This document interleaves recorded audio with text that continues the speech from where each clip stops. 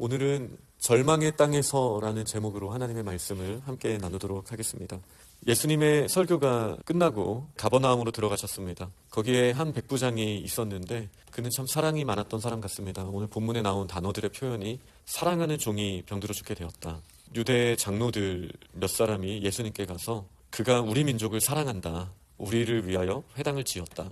이런 표현도 나오고요. 그리고 예수님이 오시는 길에 벗들을 보내어서 예수님께 말씀을 전하는 모습까지 그가 얼마나 사랑이 많은 사람인지를 본문은 잘 보여주고 있습니다. 그는 괜찮은 사람이었습니다. 종들도 사랑할 수 있었고 로마 백부장이었지만 그 식민지였던 유대인들을 사랑하고 또 그들을 위해서 할 수 있는 일들을 했던 괜찮은 사람이었습니다. 그러나 그에게도 여전히 문제는 찾아오고 그가 감당하기 힘든 일들이 일어나고 있는 것을 보게 됩니다. 그의 사랑하는 종이 병들어 죽게 된 사건이 있었습니다. 그는 유대인들에 대한 이해가 있었습니다. 이방인의 집에 예수님이 찾아오는 것이 어렵다라는 사실도 알고 있었고 또 예수님을 존중하기 위해서 이방인인 그가 직접 예수님 앞에 찾아가기보다는 유대인들의 장로님들께 부탁을 해서 예수님의 능력을 베푸시기를 그렇게 간절하게 구하는 모습까지도 오늘 본문에 나옵니다. 특별히 벗들을 보내어서 예수님께서 오시는 가운데에도 수고하지 마시고 내 집에 들어오심을 저는 감당할 수 없습니다. 당신은 높으신 분입니다. 저는 낮은 사람입니다. 라는 자세를 갖고 있습니다. 그때 이제 예수님께서 그의 믿음을 아주 크게 칭찬하시는 거 유명하죠. 이스라엘 중에서도 이만한 믿음을 만나보지 못했다. 이 백부장은 큰 믿음으로 예수님 앞에 나아갔고 그리고 그 믿음을 보시고 예수님의 크신 역사가 일어났다는 사실을 저희는 잘 알고 있습니다. 결국 그 보냈던 사람들이 백부장의 집으로 돌아와 봤을 때 종이 이미 나아 있던 장면을 그들이 보게 되었습니다. 그리고 오늘 저희가 읽었던 본문은 이 상황과 대비되는 또 한 장면이 나옵니다. 이제 가버나움에서 조금 더 남쪽으로 내려오면 이스르엘 골짜기가 있습니다.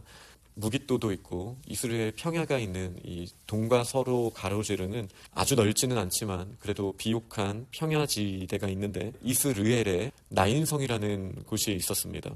이 나인성에 한 과부가 있었는데 많은 사람들이 함께 장사 지내러 나왔던 걸 보면 이 과부도 아마도 사랑이 많았던 사람일 거라고 저희가 생각해 볼 수 있겠습니다. 그의 아들이 독자가 죽은 상황, 정말 절망할 수밖에 없는 상황이라고 보여집니다.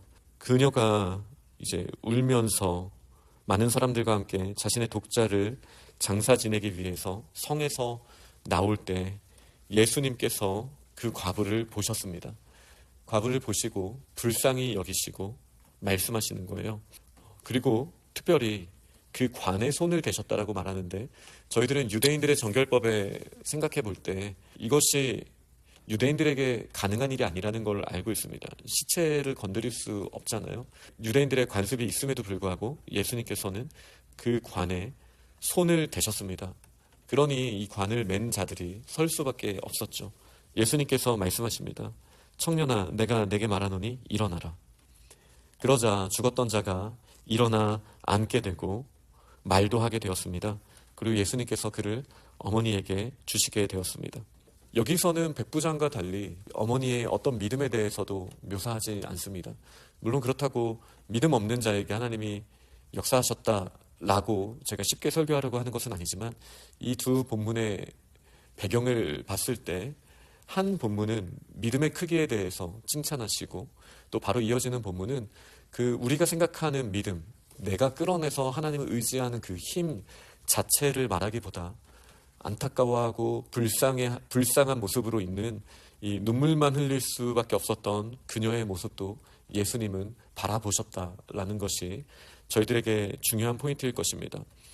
이 둘 다 다른 모습으로 나오고 또 한 명은 이방인으로서 또 정결법을 지키기 위하여 예수님 앞에 나아가지도 않았던 큰 믿음을 가지고 있었지만 또 한 여인에게는 과부이고 절망할 수밖에 없는 그녀를 찾아오셔서 친히 말씀해 주시고 또 정결법을 깨뜨리고서라도 이 관을 건드리시는 예수님의 사랑의 모습을 보게 됩니다. 오늘 절망의 땅에서라는 제목을 정했습니다. 제가 이번 주에 상담을 하면서 대화를 나눈 적이 있습니다. 우리에게 깊은 어두움이 찾아오죠. 우리는 아주 작은 대화와 또 상황 가운데에도 우리의 마음이 낙담할 수 있습니다. 그 어두움은 우리가 감당할 수 없는 수준으로 찾아오기도 합니다. 우리의 마음에 절망이 찾아오고 자기 혐오가 올 수도 있고요. 또 다른 사람을 향한 분노가 깊이 찾아올 수도 있습니다. 이런 것은 인과관계가 있기도 하고요. 아무 이유 없이 저희를 찾아올 수도 있습니다. 이러한 절망을 경험할 때 우리는 어떤 모습으로 나아가야 합니까? 우리가 복음을 듣는다라는 것은 복음의 사람들이라는 사실은 한 가지 측면을 꼭 우리가 생각해야 된다라고 저는 생각합니다. 나의 믿음이 없기 때문에 나는 이런 상황조차 이겨낼 수 없어 라고 생각을 하기도 쉽습니다. 내가 하나님의 자녀인데 왜 이 정도밖에 나의 마음을 못 다스릴까? 이 상황은 우리를 더 절망으로, 우리를 더 죄책감 가운데 이끌 수 있습니다. 그런데 믿음이 정말 그런 것입니까? 저는 이번 주에 그 지체와 함께 대화를 나누면서 이런 말을 했습니다. 우리에게 어둠이 찾아오고 우리에게 힘든 마음이 찾아오게 되었을 때 우리에게 하나님이 기대하시는 믿음은 다음과 같은 태도로 나타난다.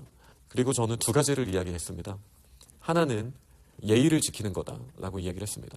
하나님을 향한, 그리고 나 자신을 향한, 다른 사람을 향한 예의를 지키는 태도가 우리에게 믿음의 한 가지 측면으로 나타납니다. 두 번째는 지금 할 수 있는 일을 최선을 다하는 거다라고 이야기를 했습니다. 이 두 가지는 지혜서를 보면 이것이 지혜라고 말합니다. 여호와를 경외하고 최선을 다하는 것. 이 두 가지가 하나님이 저희들에게 기대하시는 태도입니다. 그리고 이 태도를 저는 믿음이라고 부를 수 있다라고 생각합니다. 우리에게 어려움이 찾아오죠. 우리가 감당할 수 없는 아주 큰 어두움이 우리 마음을 덮어버릴 수 있습니다. 아무것도 할 수 없을 때 우리가 믿음을 지킨다는 것은 무엇입니까? 물론 예수님께 나아가고 하나님을 의지하는 것이죠.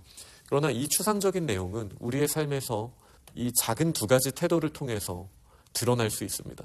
하나님 앞에 하나님의 사람으로서의 품격을 지켜나가는 거예요. 하나님을 경외한다라는 말은 우리가 하나님 앞에서 또 나를 향하고 다른 사람을 향한 기본적인 태도를 지키는 거예요.